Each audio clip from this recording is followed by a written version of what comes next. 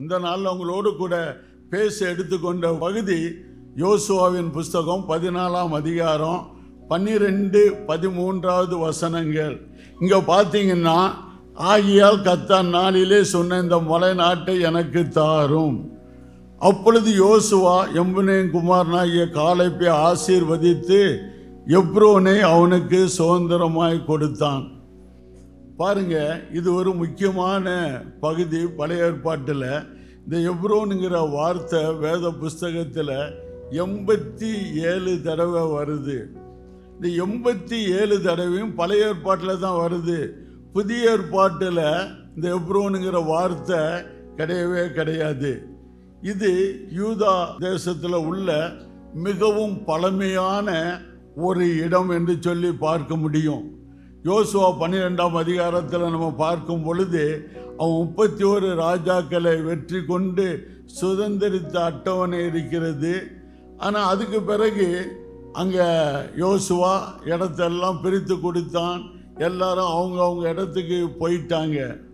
ஊழியத்திலையும் பார்க்கும் பொழுது மிஷினரி ஊழியம் முதல்ல போய் வேலை செய்கிறது ரொம்ப கஷ்டம்.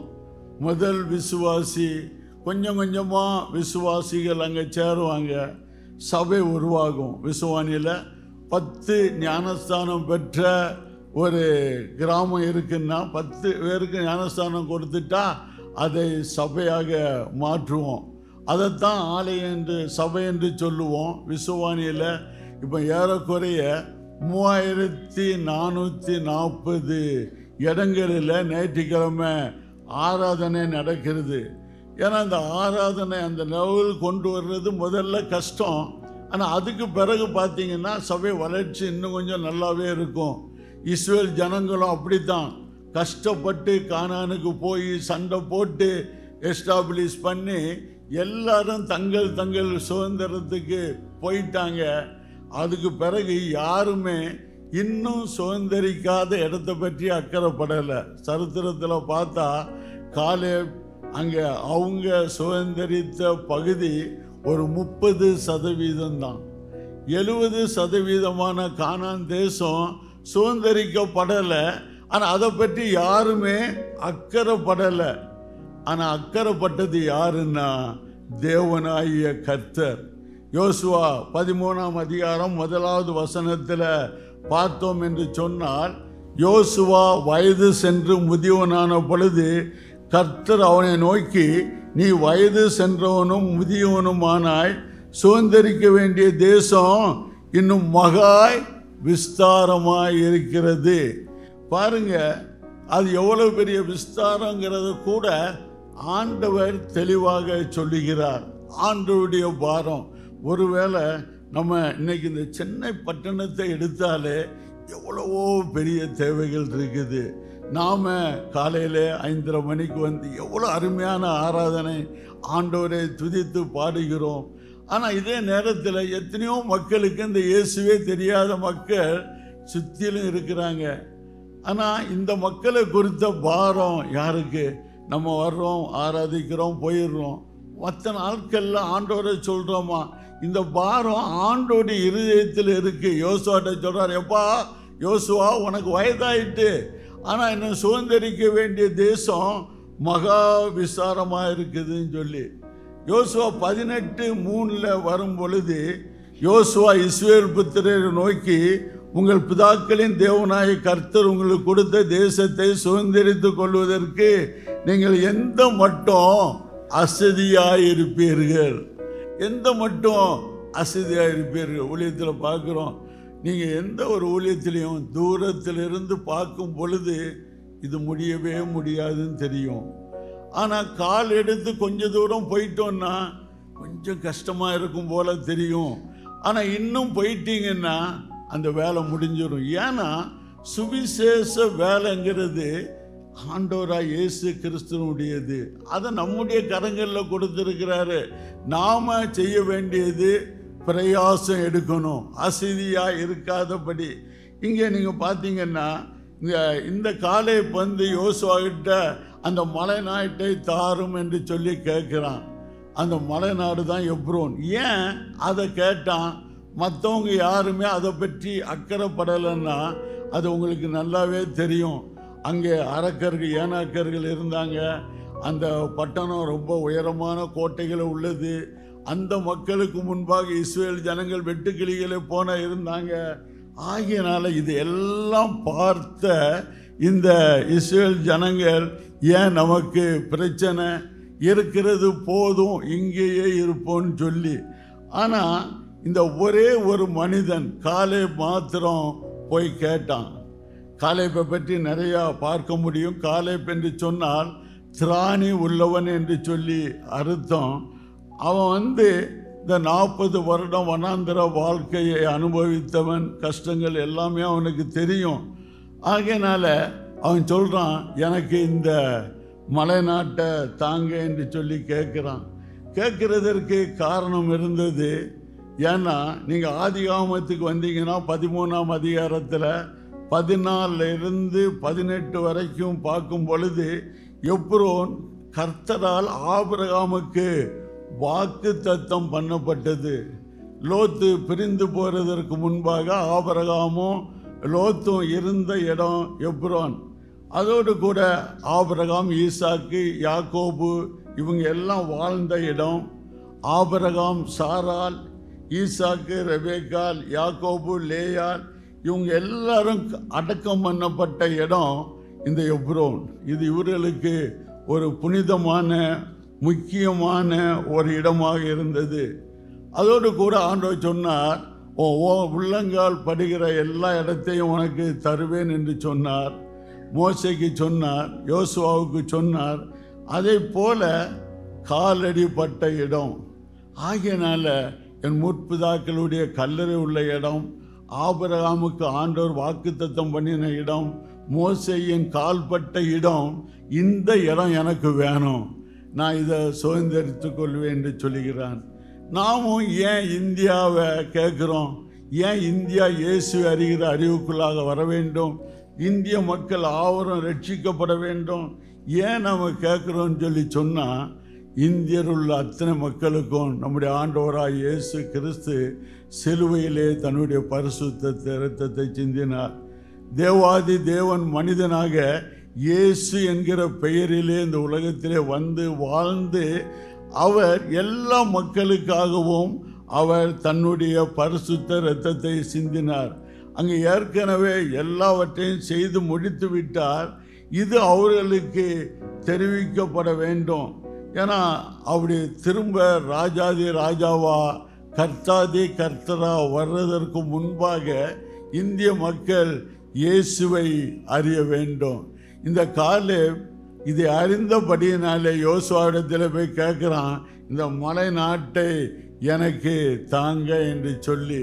இன்றைக்கு இயேசுவை அறிந்த நாம், இயேசு நமக்காக கல்வாரியிலே தன்னுடைய இரத்தத்தை சிந்தினார் என்பதை விசுவாசிக்கிற நாம், யோவான் 3:16 தேவன் தம்முடைய ஒரே பேரான குமாரனை விசுவாசிக்கிறவன் எவனோ அவன் கெட்டு போகாமல் நித்திய ஜீவனை அடையும்படிக்கு அவரை தந்தரில் இவ்வளவாய் அன்பு கூர்ந்தார் என்கிற வசனத்தை அறிந்திருக்கிற நாம், எல்லா மக்களும் ரட்சிக்கப்படுவதற்கு இயேசு மாத்திரமே வழி.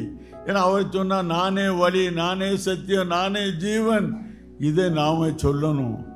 காலேப்புக்கு தெரிந்தது, ஆபிரகாமுக்கு ஆண்டவர் இந்த இடத்தை ஏற்கனவே கொடுத்துட்டாரு. அங்கே ஆபிரகாம், ஈசாக்கு, யாக்கோபு இவங்களுடைய கல்லறை உள்ள பூமி இந்த எப்ரோன். அது மாத்திரமல்ல, மோசே அன்றைக்கு கால் மிதித்த ஒரு இடம்.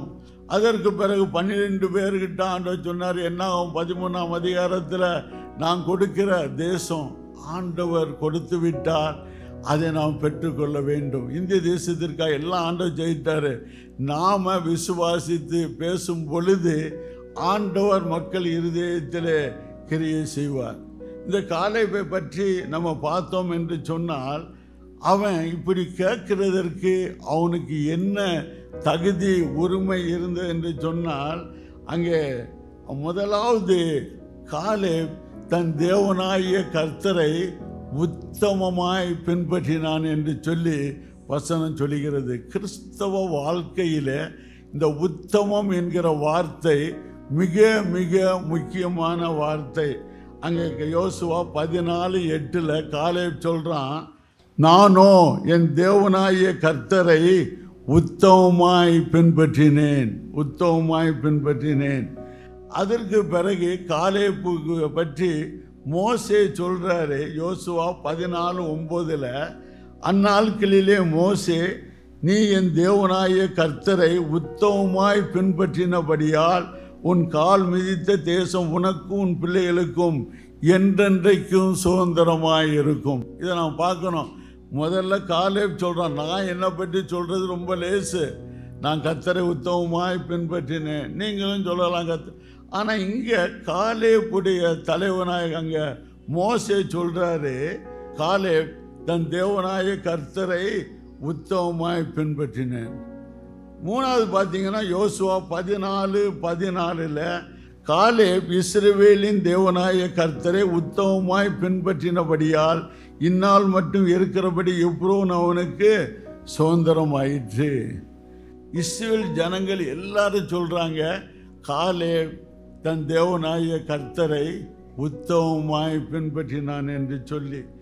அதற்கு பிறகு என்னாகவும் 14:24 பார்த்தா அங்கே தேவனாகிய கர்த்தரே சொல்கிறாரு, என் தாசனாகிய காலேப் வேறு ஆவிய உடையவனாக இருந்தபடியினாலும் உத்தமமாய் என்னை பின்பற்றினபடியினாலும் அந்த தேசத்தை அவனுக்கு சேர பண்ணுவேன் என்று சொல்லுகிறார். உத்தமம் ரொம்ப முக்கியம்.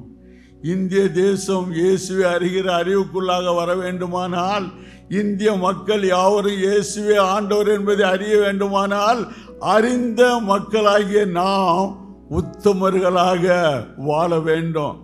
ரொம்ப நீதிமொழிகள் 10:9 சொல்லுது, உத்தமமாய் நடக்கிறவன் பத்திரமாய் நடக்கிறான், கோணலான வழிகளில் நடக்கிறவன் கண்டுபிடிக்கப்படுவான். இந்த உலகத்தில் உத்தமமாய் நடந்தால் பத்திரமாக நாம் நடக்கலாம். சங்கீதம் 26 உத்தமத்தை பற்றி தெளிவாக சொல்லுகிறது. ரெண்டாவது யோசுவா 14:10 பார்த்தீங்கன்னா, தேவன் மீது விசுவாசம் உள்ளவனாக இருந்தான். 45 வருடத்துக்கு முன்னால் ஆண்டவர் சொன்னார், இப்போ எனக்கு 85 வயசு ஆயிட்டு, ஆனாலும் அதே பலன் எனக்கு இருக்கு. அன்றைக்கு ஆண்டவர் சொன்ன வார்த்தையை நான் விசுவாசிக்கிறேன். கர்த்தர் மோசேக்கு சொன்ன வார்த்தையை விசுவாசித்தான், கர்த்தர் யோசுவாவுக்கு சொன்ன வார்த்தையை விசுவாசித்தான். அந்த விசுவாசம் அவனுக்கு தைரியத்தை கொடுத்தது, அந்த தைரியம் செயல்பட வைத்தது. அருமையானவர்களே, ஆண்டவருடைய வசனத்தின் மீதும் ஆண்டவராய் இயேசு கிறிஸ்துவின் மீதும் நாம் விசுவாசம் வைக்கும் பொழுதுதான் விசுவாசம் வாழ்க்கையிலே தைரியத்தை கொடுக்கும். அந்த தைரியம் நம்மை செயல்பட வைக்கும். அப்படி செயல்படும் பொழுது நாம் சுதந்திரித்து கொள்ள முடியும். மூணாவது பார்த்தீங்கன்னா, அவன் இந்த மலைநாட்டை தாங்க என்று சொல்லி கேட்டால் தான் என்ன செய்ய முடியும், பெற்றுக்கொள்ள முடியும். மூணாவது கேட்டு பெற்றுக்கொண்டான் என்று சொல்லி பார்க்கிறோம். கேளுங்கள் அப்பொழுது உங்களுக்கு கொடுக்கப்படும். நம்ம ஜெபம் பண்ணணும், ஆண்டவரே எங்களுக்கு நிறைய ஆத்மாக்களை தாரோம், எங்கள் சபை வளரணும், புதிய புதிய ஆத்மாக்களால் நிரம்பணும்.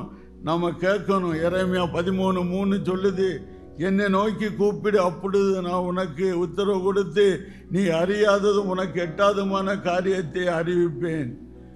காலேப்புடைய மகாவும் காலேப்புட்ட போய் கேட்டாச்சா, எனக்கு வறட்சியான இடமா இருக்கு, நீர்ப்பாய்ச்சலான இடத்தை தாரும். உடனே காலேப் நீர்ப்பாய்ச்சலான இடத்தை கொடுத்தான்.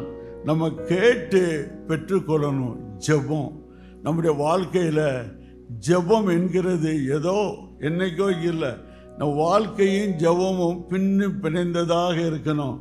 ஜெபம் நம்மளை விட்டு எடுபடாத ஒன்றாக இருக்கணும். எல்லா நேரமும் எதுக்கும் நம்ம ஜெபம் பண்ணணும். ஜெபத்தின் மூலமாக எல்லாவற்றையும் பெற்றுக்கொள்ள முடியும். ஏன்னா யோவான் 14:14 சொல்லுது, என் நாமத்தினாலே நீங்கள் எதை கேட்டாலும் அதை நான் செய்வேன். எதை கேட்டாலும் நான் செய்வேன். ஆண்டவருடைய வார்த்தையை விசுவாசிக்கணும். நாலாவது பார்த்தீங்கன்னா, வாழ்நாள் முழுவதும் வளர்ச்சி கண்டவன். யோசுவா 14:14 சொல்கிறான், மோசே என்னை அனுப்புகிற நாளில் எனக்கு என்ன பலன் இருந்ததோ அந்த பலன் இன்றைக்கும் எனக்கு இருக்கு. வாழ்நாள் முழுவதும் வளர்ச்சி. கிறிஸ்தவ வாழ்க்கையில் வளர்ச்சி என்பது முக்கியம். ஏன்னா நான் இந்த விசுவானியில் இது 44வது வருடம். நான் சின்ன வயதிலிருந்தே ஆண்டவர் இந்த ஊழியத்துக்காக தான் என்னை தெரிந்தெடுத்தார். நான் ஒரு வியாபாரி, வியாபாரத்திலிருந்து ஊழியத்துக்கு வந்தவன். நான் பார்க்குறது என்னென்னா, அநேகர் சொல்லுவாங்க நான் அந்த காலத்தில், நான் சொல்கிறேன் என்னென்னா, நீ அந்த காலத்தில் செய்ததெல்லாம் ஆண்டவர் ஒன்றும் பார்க்க மாட்டார்.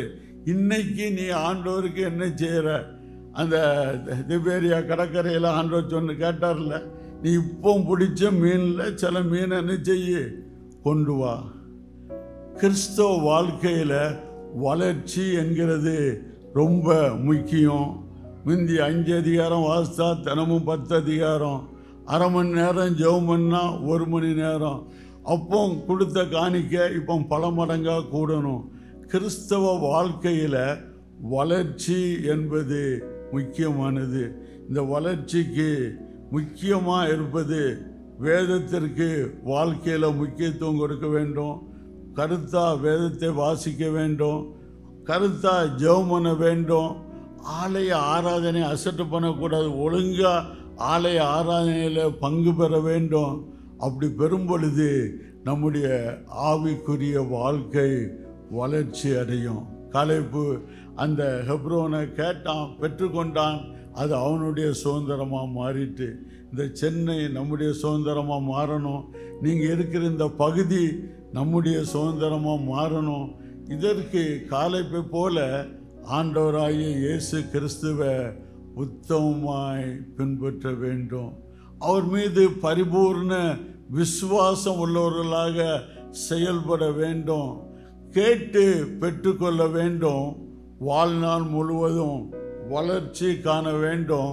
அப்படிப்பட்ட கிருபைகளை ஆண்டவர் உங்கள் ஒவ்வொருவருக்கும் கொடுத்து உங்களை ஆசீர்வதித்து வழி நடத்துவாராக. ஜெபம் பண்ணுவோம். கிருபையும் இரக்கமும் நிறைந்த எங்கள் அன்பின் ஆண்டவரே, இந்த அருமையான திருச்சபைக்காக தேவரீர் கொடுத்திருக்கிற தலைமை போதகர் ஐயா, அம்மா, அதே போல மற்ற போதகர்கள் எல்லாரையும் உடைய கரத்திலே கொடுக்கிறோம். சபை பெரியவர்கள், சபை அங்கத்தினர்கள் ஒவ்வொருவருக்காகவும் ஜெபிக்கிறோம். தேவருடைய ஆசீர்வாதத்தினால் இவர்கள் என்றென்றைக்கும் ஆசீர்வதிக்கப்பட்டிருக்க நீர் அனுக்கிரகம் பண்ணும். சபை மக்கள் ஒவ்வொருவரும் ஆண்டவரே கேட்டு உம்மிடத்திலே பெரிய ஆசீர்வாதங்களை பெற்றுக்கொள்ள நீர் கிருபை செய்யும். உத்தமமாய் உம்மை பின்பற்ற, உம்மீது விசுவாசம் உள்ளவர்களாக வாழ்க்கையிலே முன் செல்ல, எல்லாவற்றையும் ஜெபத்தின் மூலமாக கேட்டு வாழ்நாள் முழுவதும் வளர நீர் கிருபை பாராட்டும். தாழ்த்தி உம்முடைய திருக்கரங்களிலே தருகிறோம். இயேசுவின் நாமத்தில் ஜெபம் கேளும் பிதாவே, ஆமென்.